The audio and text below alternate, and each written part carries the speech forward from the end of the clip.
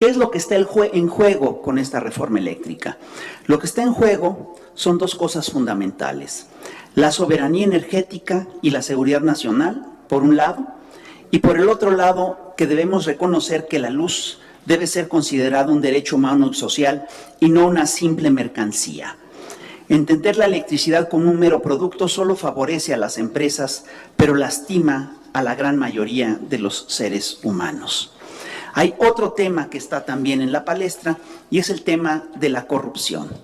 Los partidarios de la privatización rara vez hablaron del tema en el Parlamento abierto y rara vez mencionaron que las leyes aprobadas en 93 y 14 estaban hechas a la medida de las multinacionales de energía, que permitieron negocios y movimientos poco éticos que en otros países son duramente penalizados.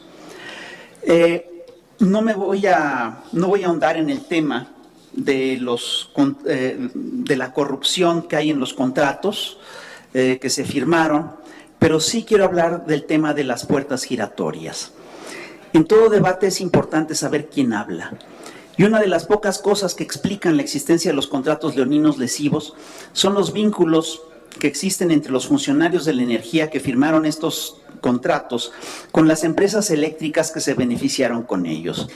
Esto es lo que en España se llama el sistema de puertas giratorias. La lista de los altos funcionarios de energía de los gobiernos de Fox, Calderón y Peña que se fueron a trabajar para las empresas multinacionales que obtuvieron contratos leoninos es larga.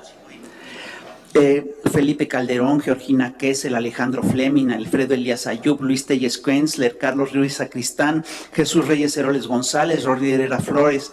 Y a esta lista hay que agregar los exfuncionarios que trabajan con la industria petrolera como Pedro Aspe, Emilio Lozoya, Juan José Suárez Coppel, Adrián Lajuz y muchos otros.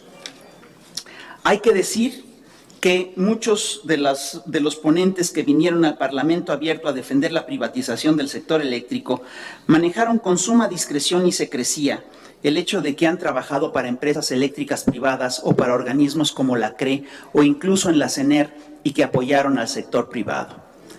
Ángel Valderas ha documentado que vinieron aquí a hablar gentes que podían tener un conflicto de interés. ¿A nombre de quién hablaron en este foro Rosanetti Barrios, Montserrat Ramiro, Fernando Bueno Montalvo, Paul Alejandro Sánchez, Nelson Delgado, Jorge Chávez Presa, en fin, muchos otros compañeros? Y aquí hay un tema que es importante y es el tema de quién cuida el ambiente.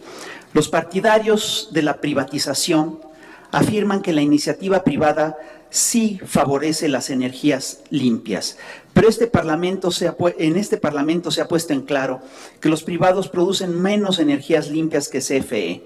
Además, los privatizadores callan que la reforma incluye varios proyectos de energías limpias.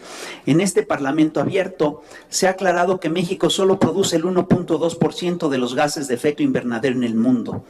El impacto de México es mínimo. México no va a provocar la crisis climática. Sin lugar a dudas, tenemos que tomar medidas contra los gases de efecto invernadero, pero en realidad el problema de fondo, el tema del cambio climático, está en China, en Estados Unidos, en la India y en los países de la Unión Europea.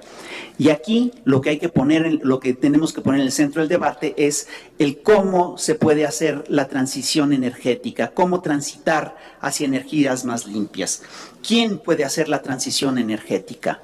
La transición energética es necesaria y solo se puede hacer en el largo plazo y con una meticulosa planificación. No se puede dejar a las lógicas y los caprichos del mercado. Debe ser regida por el Estado. Por todo lo anterior, afirmamos que el Parlamento eléctrico fue y es un ejercicio necesario que ha servido para transparentar, democratizar y masificar el debate sobre la reforma eléctrica.